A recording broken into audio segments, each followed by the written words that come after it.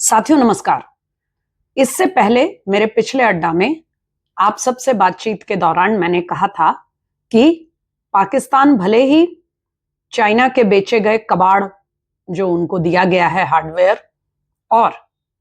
Terror को लेकर जिस तरह पाकिस्तान की सेना, पाकिस्तान की सरकारें और वहां का जो पूरा एस्टैब्लिशमेंट है वो जिस तरह से आतंकवादी संगठनों के आगे नतमस्तक है, या यूं कहिए कि आतंकवादी संगठन ही उसके लिए ज्यादा बड़ी चिंता है, कंसर्न है, बजाय पाकिस्तान की आवाम के। और इसीलिए फ्रंट पर लड़ाई के मैदान में भले ही वो भारत से लड़ नहीं पा रहा, लेकिन इसकी भरपाई वो पूरी दुनिया में अपना रोना रो करके और अपने आप को एक विक्टिम ऐसा दिखाकर उसकी अपने आप को, अपनी स्थिति बचाने की कोशिश कर रहा है। और इसके लिए पाकिस्तान की तरफ से खुलकर पैसा भी खूब खर्च किया जा रहा है। साथियों, ये बात मैंने अब तक जो हमें सूत्रों से जानकारियां मिली और कुछ चीजें जो पब्लिक डोमेन में संकेत के रूप में दिखाई दिए, उसके आधार पर मैंने कहा था। लेकिन मैं सच बता रही हूं साथियों, मुझे नहीं मालूम था कि कुछ घंटों के अंदर ये पूरा मामला, ये पूरा मसला जो है वो इस रूप में इतने अग्रेसिव तरीके से हम सब के सामने इतने जबरदस्त कैंपेन के रूप में हमें देखने को मिलेगा। लेकिन गुरुवार की रात को जब एक साथ जम्मू से लेके उड़ी और बांडीपुरा से लेकर और वहां नीचे गुजरात भुज तक पाकिस्तान की तरफ से हमारे सारे मिलिट्री एस्टैब्लिशमेंट्स और जिन शहरों में हमारे महत्वपूर्ण मिलिट्री एस्टैब्लिशमेंट्स स्थित हैं वहां, और जहां मिलिट्री एस्टैब्लिशमेंट नहीं भी है, जो हमारी आम आबादी वाले इलाके हैं, इन सब में गुरुवार की रात को पाकिस्तान की तरफ से जबरदस्त एक एरियल अटैक का प्रयास किया गया। मिसाइलें छोड़ी गई, ड्रोन भेजे गए और कहीं कहीं पर तो एरियल अटैक की भी खबर हमें मिली है। अब आप जानते हैं, आप सब मीडिया में खूब देख रहे होंगे लगातार, डिजिटल मीडिया पे भी और अखबारों और टेलीविजन पे भी, कि हमारा जो एयर डिफेंस सिस्टम S-400 का ट्रायम्फ जो रशिया से हमने लिया था वो, और हमारे जो सरफेस टू एयर मिसाइल्स हैं आकाश, और दूसरा हमारे जो एयर डिफेंस के रेडार के सिस्टम्स हैं, इन सब के बल पर किस तरह से हमने इतने बड़े रकबे में, बिल्कुल कश्मीर से लेकर और गुजरात तक इतने बड़े इलाके में, और इतनी तेजी से इतने ताबड़तोड़ हमले पाकिस्तान की तरफ से हुए, लेकिन एक जगह पर भी उनका कोई एरियल हमला जो था वो ड्रोन का हो, मिसाइल्स का हो, वो कामयाब नहीं हुआ। हमारी एयर डिफेंस ने उनको डिटेक्ट किया और हमने उन्हें हवा में ही खत्म कर दिया, ध्वस्त कर दिया। जो इक्का दुक्का मिसाइल के उन बाद में मिले, वो पता चला कि वो एक्सप्लोड ही नहीं हो पाए थे, वो फटे ही नहीं, वो जमीन पे गिर तो गए लेकिन एक्सप्लोड नहीं हुए। अब वो क्यों एक्सप्लोड नहीं हुए, इसका जवाब तो फिर वही बात है, पाकिस्तान को चाइना से पूछना चाहिए कि ये कौन से PL-15 उनको कचरा, उनको अपना माल बेचा उन्होंने। बहरहाल हम वापस आते हैं, आज जो बात मैंने आपके सामने हम रेखांकित करना चाह रहे हैं कि साथियों, जब इस तरह का एक फुल स्केल एक एंगेजमेंट, फुल स्केल वॉर जैसी स्थिति पाकिस्तान की तरफ से की गई, और त्रिकुटा पहाड़ियों पर स्थित हम सबकी आराध्य मां वैष्णो देवी का हाथ हम सब पर है, गुजरात में, राजस्थान में करणी माता, हमारी देवियों का ये प्रताप है, हमारी देवियों का आशीर्वाद है कि एक भी हमला पाकिस्तान का वो पूरा नहीं हुआ। हमारी एयर डिफेंस सिस्टम हो, हमारे ग्राउंड ट्रूप्स हो, इन्होंने इसका ख्याल रखा। हाँ, एक इलाका जरूर है जिसमें पाकिस्तान अपने मंसूबों में कुछ हद तक डैमेज कर पाया है, वो है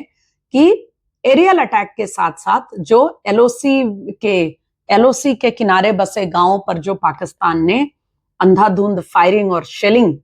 शुरू की, उसमें कुछ हमारे गांववासी, उनको शेल्स और श्रैपनेल लगे हैं। इसका बहुत ही जबरदस्त और माकूल जवाब भारतीय फौज की तरफ से दिया जा रहा है। वो फायरिंग चल रही है उड़ी में, पुंछ में, राजौरी में, तमाम जगहों पर। जो एक खबरें रात को कहीं कहीं आई कि राजौरी में और राजस्थान में फिदायीन अटैक की जो बात थी, वो बिल्कुल कोरी बकवास थी। वो पाकिस्तान का फैलाया गया झूठा प्रोपेगेंडा था, और ना तो कोई हमारे ऐसे जहाज पर या कोई मिलिट्री इंस्टॉलेशन पर उनका कोई अटैक कामयाब हुआ। ये खबरें भी पूरी तरह से र्यूमर, बकवास साबित हुई। लेकिन जिस समय ये पूरा मामला बना हुआ था और हमारे एक साथ दर्जन भर हमारे कम से कम शहरों में बिल्कुल कंप्लीट टोटल ब्लैकआउट सेना ने करवाया था, ताकि उनको अच्छे से जवाब दिया जा सके और दुश्मन हमारी आबादी वाले लोगों को कोई नुकसान न कर सके, आबादी वाले इलाकों में। तो अचानक से साथियों हमारे सोशल मीडिया पर एक कैंपेन शुरू हुआ, और ये बिल्कुल एक जिसे कहते हैं सुनियोजित, प्लान किया हुआ, स्ट्रक्चर्ड कैंपेन था, जो एक ही साथ बहुत सारे लोगों ने एक साथ एक ही भाषा में, एक ही शब्दों में ये कहना शुरू कर दिया कि डी एस्केलेट। डी एस्केलेट यानी तनाव कम करो, पीछे हटो, सीधा सा मतलब इसका ये है। और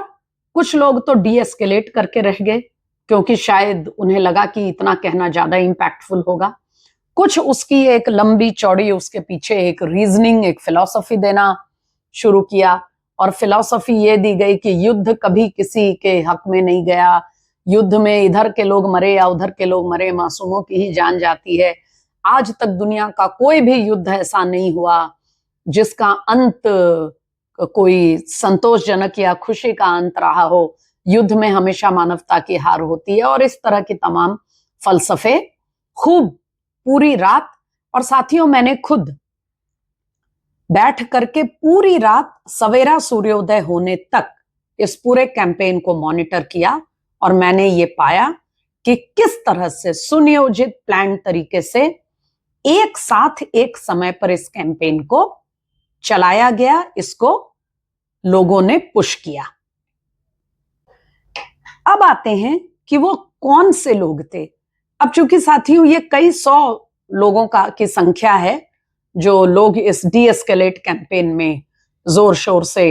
इसको चला रहे थे, तो एक एक का नाम लेना तो मुमकिन नहीं होगा। लेकिन ये जरूर बताना चाहूंगी कि ये वही लोग हैं जो, चाहे रफाल की खरीद का मुद्दा हो, चाहे सीए यानी नागरिकता संशोधन कानून का मुद्दा हो, या पुलवामा में जब अटैक हुआ था पहले सीआरपीएफ की बस पे, ये वही लोग हैं जो तमाम राष्ट्रीय हितों को ताक पे रख करके केवल और केवल कैसे मोदी सरकार को हर उस बात के लिए जिम्मेदार ठहराया जाए जो वास्तविक नहीं है, इसको लेकर के एक दो महीना नहीं, सालों साल कैंपेन चलाते हैं। रफाल की खरीद का कोई खिलाफ आप सब जानते हैं कितनी बार ये कैंपेन चला, और इस कैंपेन को चलाने में वो लोग भी शामिल हैं जो रफाल के मुद्दे को लेकर सुप्रीम कोर्ट गए थे। इसी तरह से पुलवामा के मुद्दे पर जिन्होंने एक साजिश का ऐसा एक थ्योरी क्रिएट की ताकि देश में लोगों के मन में शक पैदा हो, वो तो इस देश की जनता समझदार है साथियों की ऐसे फर्जी कैंपेन्स के उसमें आती नहीं है, प्रभाव में नहीं आ पाती। इसी तरह से तमाम मुद्दे हैं। ये कहना कि हम मोदी सरकार के आलोचक हैं, हम सरकार की आलोचना करते हैं, ये एक बात है साथियों, लेकिन जो पॉलिसी इन लोगों ने भारत पाकिस्तान की इस मौजूदा तनाव की स्थिति में अपनाई है, उससे कुछ बहुत बड़े सवाल खड़े होते हैं। सबसे पहली बात, ये डी एस्केलेट यानी तनाव खत्म करो, पीछे हटो, लड़ाई बंद करो, ये कैंपेन चलाने वालों में 80% बल्कि उससे भी ज्यादा वो लोग हैं जिन्होंने पहलगाम में आतंकी हमला होने के बाद से लगातार बिना ब्रेक लिए ये कैंपेन चलाया था कि भारत सरकार कुछ नहीं करेगी, चुपचाप बैठी है, निर्दोषों का खून बहा है, उसका प्रतिशोध कब लिया जाएगा, उनको जस्टिस कब दिया जाएगा। आज जब जस्टिस दिया गया, भारत ने आतंकवादी ठिकानों को ध्वस्त किया, उनके सरगनाओं को खत्म किया और कहा कि हम कोई मिलिट्री सिविल अटैक नहीं करेंगे, आप आतंक के इंफ्रास्ट्रक्चर को खत्म करिए। लेकिन उसके जवाब में जब पाकिस्तान ने हमारे शहरों पर मिसाइल्स दागना शुरू किया तो आप डी एस्केलेट क्यों कह रहे हैं? इससे एक बड़ा सवाल पैदा होता है साथियों कि 4 दिन पहले तक अगर आप इतने आक्रामक थे पहलगाम का बदला लेने के लिए, तो पाकिस्तान पर जैसे ही पाकिस्तान के लिए मुश्किल की स्थिति पैदा हुई, भारत का अपर हैंड हुआ, लगा कि भारत पूरी तरह से पाकिस्तान को एक्सपोज करने में कामयाब हुआ है, तो आप डी एस्केलेशन क्यों चाहते हैं? कहीं ऐसा तो नहीं कि आप बदले की बात उस समय तक चिल्ला रहे थे जब आपको लगा कि मोदी सरकार कुछ करेगी नहीं। बदले की बात सिर्फ मोदी सरकार के खिलाफ एक आलोचना का करने का, एक अटैक करने का बहाना था। शायद इन लोगों को लगा हो कि सरकार कुछ करेगी नहीं, डिप्लोमेटिक कदम ही केवल उठाएगी, या उन्हें ऐसा लगा हो कि कोई 1-2 चुनिंदा इक्का दुक्का एलओसी के आगे पीछे जो कुछ लॉन्च पैड्स हैं उन पर कुछ सिलेक्टेड स्ट्राइक कर दिए जाएंगे, जिससे इन लोगों को कोई फर्क नहीं पड़ता, क्योंकि आतंकवादी तो वैसे भी पाकिस्तान मरने के लिए भेजता है, चाहे वो यहां आकर मरे या लॉन्च पैड में मर जाए। पाकिस्तान की बला से 10 मरेंगे तो वो 100 और आतंकवादी ट्रेन कर लेगा, तो वो तो उसके लिए एक्सपेंडेबल है, उसको उसकी कोई जान की कोई परवाह तो है नहीं। लेकिन जब आपने देखा कि इस बार भारत दृढ़ निश्चय कर चुका है और मोदी सरकार ने पाकिस्तान को भी ये कह दिया है, और विदेश मंत्रालय का बयान आप लोग सुन चुके हैं, उन्होंने भी कह दिया है कि इस बार हम अपनी तरफ से अटैक नहीं करेंगे, लेकिन अगर इस बार हमें उकसाया गया तो हम बात को खत्म किए बिना पीछे नहीं हटेंगे। तो इससे एक और सवाल ये पैदा होता है कि ऐन उसी वक्त पर आपको डीएस्केलेट करने की चिंता क्यों हुई, जब लगा कि पाकिस्तान मुश्किल में आ चुका है, बैकफुट पर है और भारत फ्रंट फुट पर है, भारत का अपर हैंड है और पाकिस्तान के लिए आने वाले दिन बहुत मुश्किल वाले होने वाले हैं। तीसरी बात, 2 दिन पहले तक आप भारतीय सेना के पराक्रम और उसकी बात कर रहे थे। अचानक ये युद्ध की विभीषिका और इसके कितने परेशानियां हैं युद्ध होने से, इनके बारे में एक ही समय पर कुछ ही देर के अंदर, कुछ मिनटों के अंतराल के अंदर सैकड़ों लोगों के सोशल मीडिया पर यह बात कहां से चलाई गई, इसकी भी पड़ताल होनी चाहिए साथियों। हमने आपसे पिछले वीडियो में ही कहा था कि जब कुछ नहीं कर पाएगा पाकिस्तान, तो चुन चुनकर उन फॉल्ट लाइंस को, उन लोगों को चिन्हित करेगा जो भारत में रहकर उसका काम कर सकें, और इसके लिए वो ताकत लगाएगा। कहीं ऐसा तो नहीं कि पश्चिमी देशों में और चाइना में कुछ ताकतें ऐसी बैठी हुई हैं जिनसे इन लोगों का बराबर संपर्क है, और पाकिस्तान को कवर फायर देने के लिए जो समर्थन उसे अपने खुद के देश में नहीं मिल रहा, जहां नेशनल असेंबली के अंदर पाकिस्तान की सरकार की थू थू हो रही है, पाकिस्तानी जनरल को सवाल पूछे जा रहे हैं खुल करके, जो कुछ समय पहले तक एक अनथिंकेबल बात हुआ करती थी,